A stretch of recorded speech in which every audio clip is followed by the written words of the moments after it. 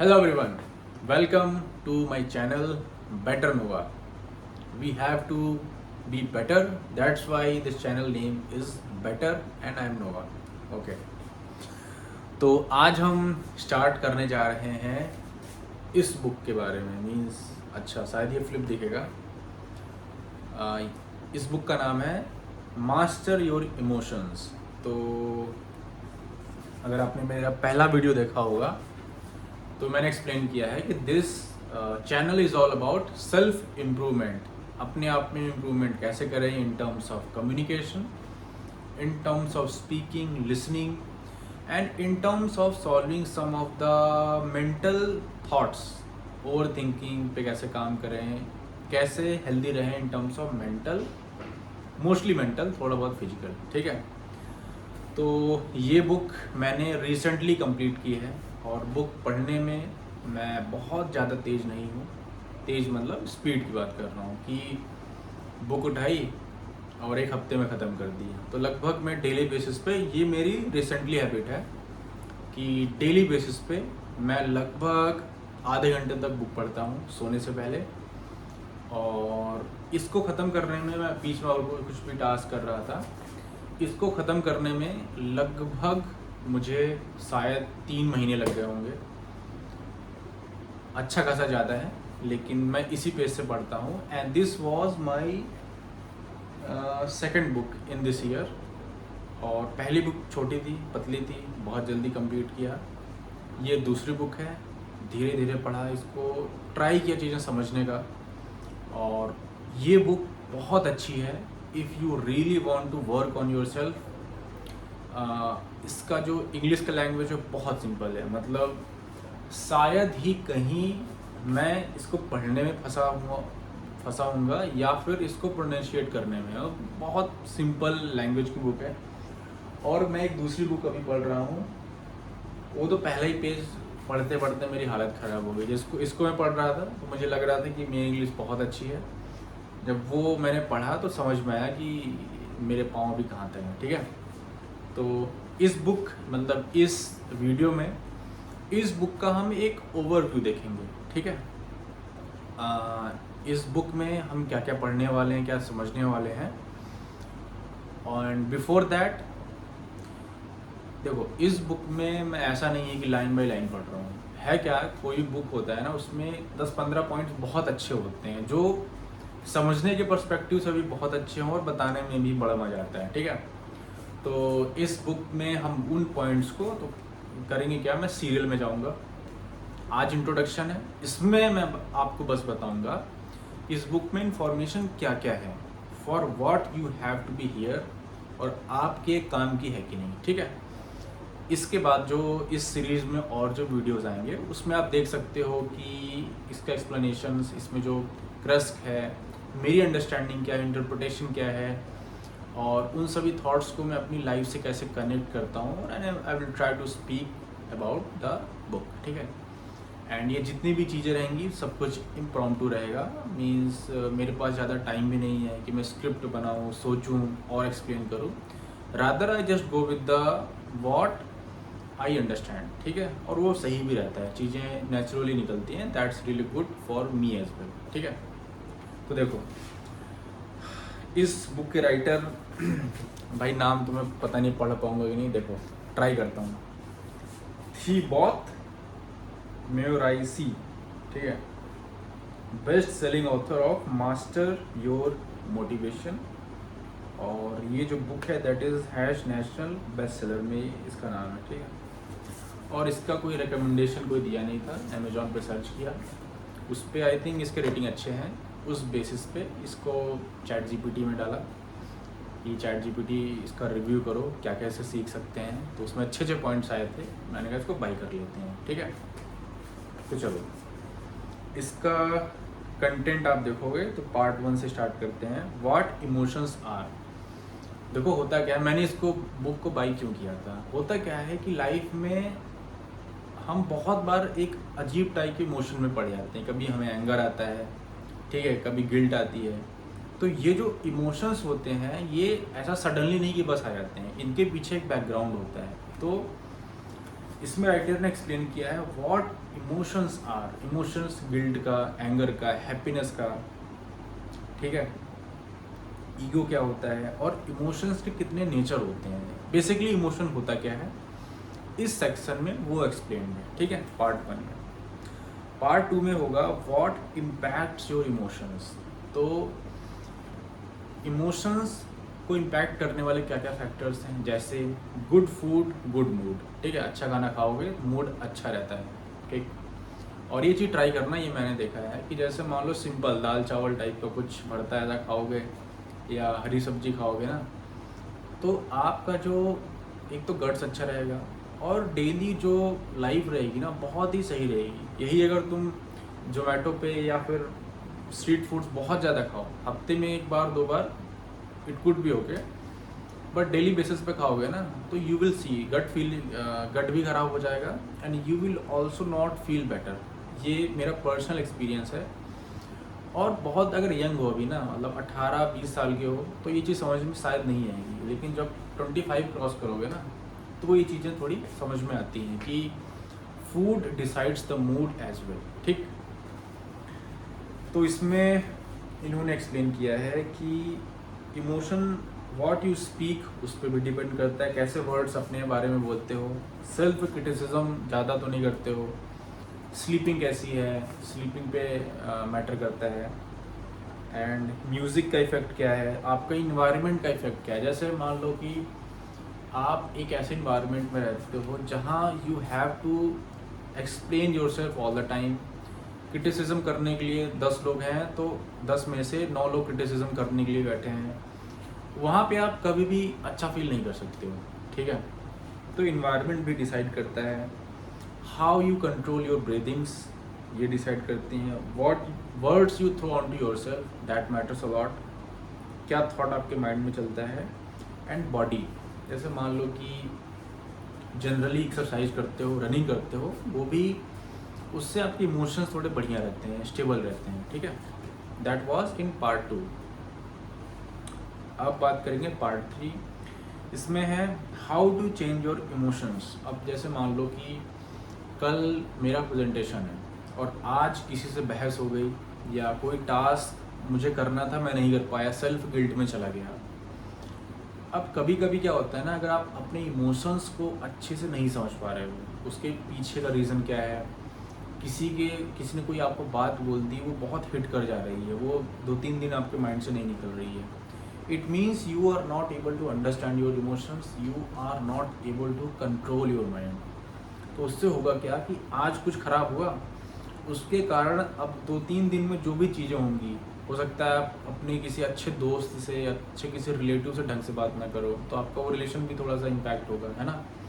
You have to isolate bad, I would say bad incidents, उसको कंट्रोल कैसे करते हैं, उसको कंट्रोल करने का मतलब क्या है, how to change your emotions और कंट्रोल इट, तो वो पार्ट 3 में मेंशन है, ठीक है।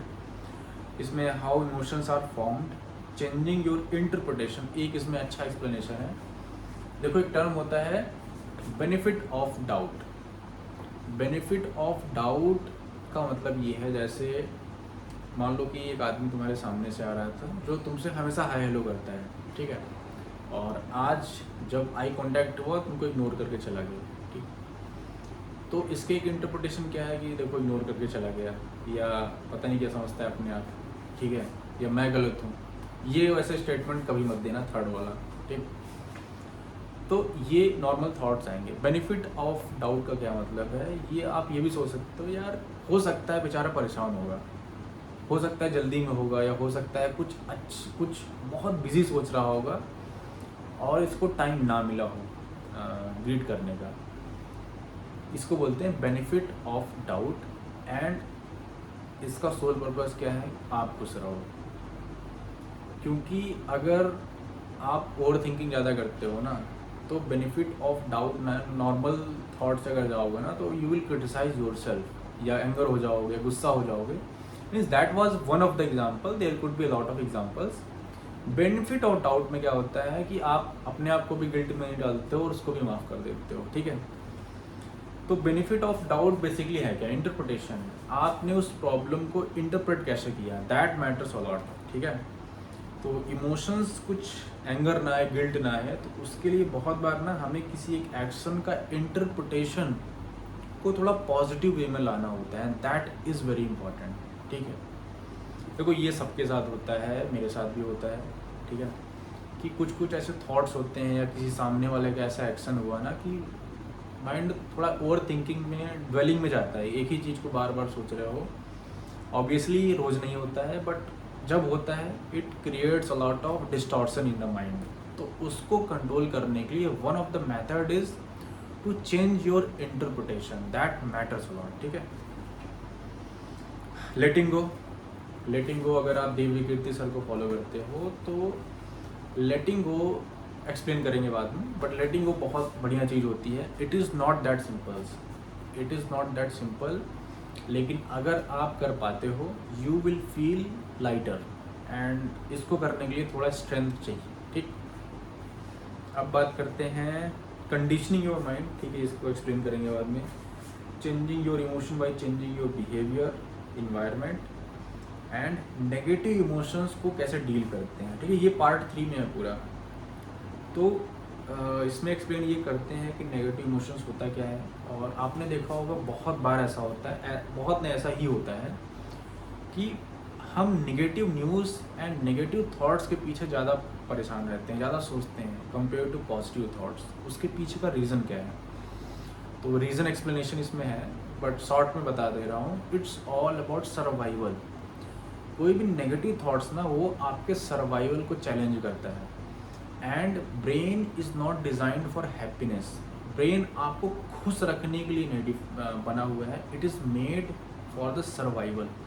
इसकी पहली प्रायोरिटी है कि ये बॉडी बची रहे, और वो बची रहने के लिए ना you accept negative thoughts very easily और उस पर सोचते जाता हो, क्योंकि it can impact your survival, आपकी एग्जिस्टेंस को वो it makes question mark. That's why आप हमेशा नेगेटिव थॉट्स के पीछे ज़्यादा परेशान रहते हो, आप मतलब ब्रेन, ठीक है। और पॉजिटिव थॉट से कोई सर्वाइवल पे क्वेश्चन नहीं आता है, it's a kind of compliment, ठीक है। ये मेन रीज़न ये है, एंड बुक में भी और अच्छा एक्सप्लेनेशन होगा जो हम देखेंगे, ओके। तो लास्ट पार्ट इज 4, जो कि है how to use your emotions to grow. और देखो इमोशन चेंज कर पाना थोड़ा डिफ़िकल्ट होता है। जैसे मैं अभी रिकॉर्डिंग कर रहा हूँ, थोड़ा नर्वस हो रहा हूँ, बट व्हाट हैपेंस ना, जब चीज़ें एक्सेप्ट करना स्टार्ट करोगे ना, और मान लोगे कि ठीक है हो रहा है, थोड़ा रिकॉर्डिंग करते टाइम थोड़ा हो जाता है nervousness, but if you accept it ना, चीज़ें थोड़ी इंप्रूव होना स्टार्ट होती हैं, क्योंकि आप उसको अंदर छिपा के नहीं रख रहे हो, आप बता रहे हो कि हाँ भाई थोड़ा सा हेजिटेशन होता है, so it makes you feel better, ठीक है। पार्ट 4 में है how to use your emotions to grow. देखो ये जब पढ़ोगे ना, बहुत ही इंटरेस्टिंग ये सेक्शन है पार्ट 4। इसमें जैसे बताया है कि जेलसी, तो jealousy is a kind of feeling, ठीक है। तो इसमें एक्सप्लेन किया है जेलसी होती क्यों है और इसका पॉजिटिव एक्सपेक्ट क्या है। जैसे कि I can't be jealous to Mukesh Ambani, ठीक है। I can't jealous with a person जो सड़क पे कोई ठेला लगा के कुछ सामान बेच रहा है, उससे मैं जेलस नहीं हो सकता हूँ। तो जेलस आप होते हो अपने इक्विवेलेंट या अपने से थोड़े बेटर पर्सन से, क्योंकि ब्रेन नो, देखो सबकॉन्शियस माइंड एक होता है जो इसमें डिस्कशन होगा, जो बहुत सारी चीज़ें सच्चाई आपके बारे में जानता है, ठीक है। तो if you are being jealoused with some person, it means he is equivalent to you. वो जो उसके पास चीज़ है ना, वो आपकी हो सकती थी, you are that much capable, इसलिए आप उससे जेलस होते हो। तो इसका पॉजिटिव इम्पैक्ट ये है कि you are equivalent to that person, आप वो बन सकते हो, ठीक है। तो इसका पॉजिटिव एक्सपेक्ट ये है। और इसमें और भी सारी चीज़ें हैं कि डिप्रेशन क्यों होता है। This book is not about depression, but depression के बारे में एक्सप्लेन ये अच्छा करता है, ठीक ठाक करता है। And lack of motivation and procrastination. देखो प्रोक्रेस्टिनेशन इज समथिंग जो मैं महीने में 4-5 दिन तो कर देता हूँ अच्छे से। तो जैसे मान लो मेरा महीना जा रहा है, ठीक है, पहला वीक अच्छा गया, दूसरा वीक अच्छा गया, अब तीसरे वीक के वीकेंड सैटरडे संडे मैं एकदम नेटफ्लिक्स देख रहा हूँ, कुछ नहीं कर रहा हूँ, तो फिर गिल्ट आएगा, फिर कुछ चीज़ें प्रोक्रेस्टिनेट मेरी हो जाती हैं, ठीक है। तो इसमें जो सेक्शन दिया था उसको मैंने फॉलो करने का ट्राई किया है, एंड जब बुक को हम पढ़ेंगे तो मैं एक्सप्लेन भी करूँगा कि व्हाट्स माय एक्सपीरियंस, मैं प्रोक्रेस्टिनेशन जो इसमें लिखा है उसको फॉलो करके क्या मेरे अंदर कोई इम्प्रूवमेंट्स आए हैं कि नहीं, that I will discuss later on, ठीक है। एंड तो मेजॉरिटी इस बुक के बारे में यही मेंशन है, और बुक अच्छी है। अगर आपको बुक पढ़ना अच्छा लगता है, सेल्फ डेवलपमेंट पे बुक देख रहे हो ना, then it is better to go with this. Book बढ़िया है, मीन्स पढ़ने के बाद आप रिग्रेट नहीं करोगे, बुक सच में अच्छी है, ठीक है। तो ये था एक इंट्रोडक्टरी बुक, एक introductory video on master your emotions, और नेक्स्ट वीडियो में हम पार्ट 1 के बारे में बात करेंगे। और देखो यार, मतलब बहुत डिटेल में नहीं जाएंगे, जो भी कुछ पॉइंट पकड़ेंगे, सब पॉइंट एक्सप्लेन नहीं करूँगा, कुछ पॉइंट पकड़ूंगा और उसे अच्छे से एक्सप्लेन करूँगा, ठीक है। और इस वीडियो को यहीं ख़त्म करते हैं। अगर आपका कोई भी सजेशन हो, व्हाट आई कैन इम्प्रूव, या लेटर ऑन वीडियोज़ में कुछ भी रिमार्क्स हो, तो ईजिली देना, ठीक। And thank you for being here, have a good day, thank you.